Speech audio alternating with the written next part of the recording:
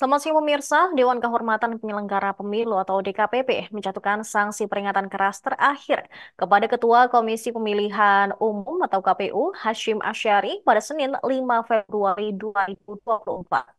Hashim dinilai melanggar kode etik lantaran menerima dan memproses pendaftaran Gibran Raka Buming Raka sebagai calon wakil presiden tanpa mengubah syarat minimum capres-cawapres pada peraturan KPU nomor 19 tahun 2023 sesuai putusan Mahkamah Konstitusi nomor 90. Sunandiantoro selaku kuasa hukum Demas Brian Wicaksono yang merupakan pelapor perkara 135 mengatakan bahwa Gibran mendaftar pada saat peraturan KPU RI masih mensyaratkan calon minimal usia 40 tahun. KPU baru mengubahnya setelah proses di KPU berjalan.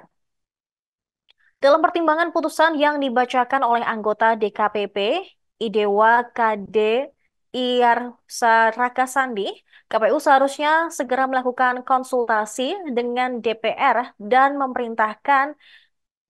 pemerintah setelah putusan MK nomor 90 tahun 2023 pada 16 Oktober lalu.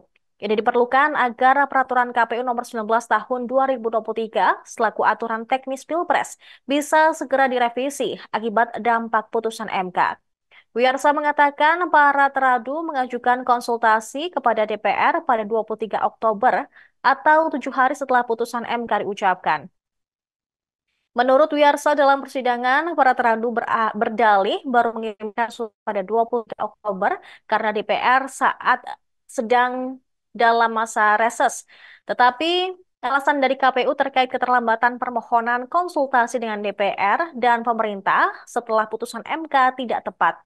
Selain itu, DKPP menyatakan sikap para komisioner KPU yang terlebih dulu menyurati pimpinan partai politik setelah putusan MK tentang syarat batas usia capres-cawapres terbit ketimbang melakukan konsultasi dengan DPR dan pemerintah juga menyimpang dari peraturan KPU.